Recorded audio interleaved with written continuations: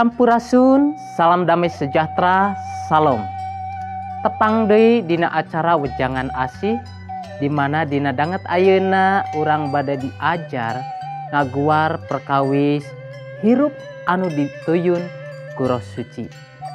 Bapak Ibu sadaya anu dipikasi ku Gusti, saparantosna urang percanten ka Gusti, Gusti anu linggih dina hirup urang, Gusti anu ngawasaan hirup urang, Gusti anu ngandalikeun hirup urang. Tangtosna Roh Suci anu barang damel dina hirup urang. Saparantosna urang percanten ka Gusti, sanes urang deui anu ngawasaan hirup urang, tapi Gusti ku anjeun. Tapi tampolana saparantosna urang percanten ka Gusti Yesus, urang dikawasaan ku Roh Suci, tampolana urang masih keneh sok hirup mawa karep sorangan. Kunaon? Kumargi jiwa urang teu acan siap upami Gusti ku anjeun anu ngawasaan sagemblengna hirup urang. Dina danget ayeuna urang bade medar ngaguar hiji kitab anu dicutat dina kitab Galata. Galata pasal 5 ayat 22 dugikeun ka ayat anu 20 genep. Anu kieu unggalna. Sabalikna anu hirup dituyun ku Roh Allah mah sifatna nyaahan, galumbira, resep rapih, tentrem hate, sabar, hade kabatur, leuleuy, satia, handap asor, nahan nafsu. Ieu kabeh teu aya patukang tonggong jeung hukum.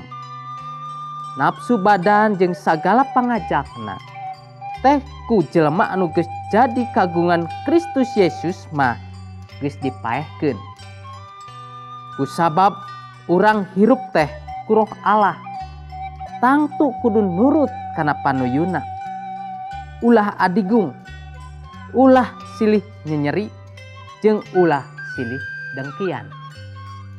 Bapak Ibu sadaya anu dipikaasih ku Gusti, hiji pribadi anu dikawasaan ku Roh Suci, anu dikandalian ku Roh Suci, biasa ditinggal dina tingkah laku paripolahna. Naha ieu jalmi teh leres-leres parantos dikawasaan ku Roh Suci, dikandalikeun ku Roh Suci, dituyun ku Roh Suci. Kanggo ningal yen pribadi anu dituyun ku Roh Suci tiasa dilihat atanapi tiasa ditinggal tina kahirupan sadidintena, di mana sifat nyaahan ngawasaan hiji jalmi. Jalmi ieu mintonkeun ka asih Gusti, ngabuahkeun sifat kanyaahan. Anu tadina tara nyaah janten ngagaduhan sifat nyaah. Galumbira hartosna hirupna dikawasaanku kagumbiraan. Kunaon dikawasaanku kagumbiraan? Kumargi Gusti Yesus anu jantan pangharepana anu baris nuyun kana jalan anu parantos ditangtoskeun ku Gusti. Resep rapih artina henteu resep midamel pacengkadan. Dina Injil Matius disebatkeun bagja jalma anu mawa karapihan. Tah putra-putra Gusti kedah nyandak dampak mawa karapihan, resep kana rapih. Tentrem hate, kunaon tentrem hate? Kumargi hirupna parantos di kawasaan ku Roh Suci anu maparinan katentreman hate. Sok sanaos situasi lingkungan henteu matak nentremkeun hate, kumargi dikawasaan ku Gusti, dikandalian dituyun ku Roh Suci, berkah katentreman hate ieu anu dipaparinkeun, anu dialaman ku Putra Gusti. Sabar, tangtos upami urang nyarios sabar gampil pisan, tapi tampolana upami urang anu ngarandapan ieu henteu gampil kangge hirup sabar.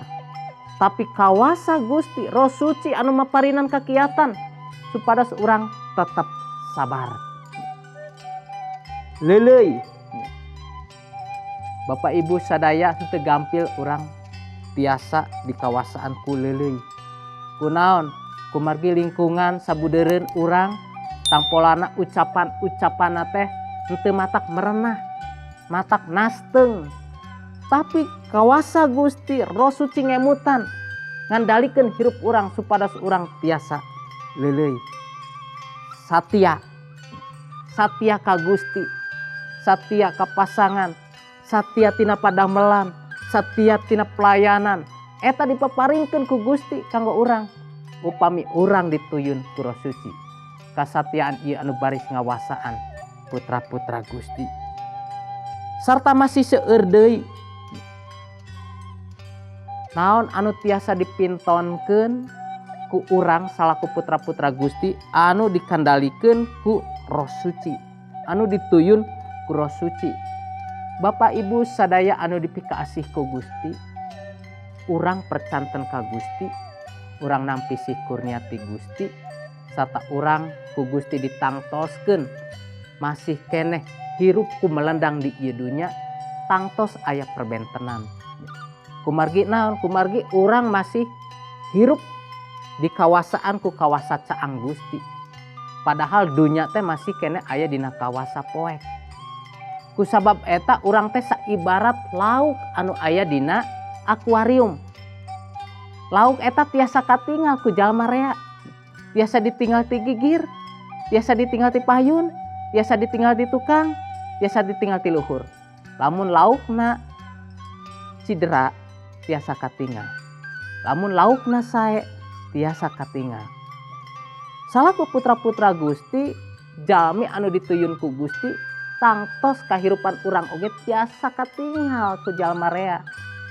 Sarta urang tiasa janten berkah.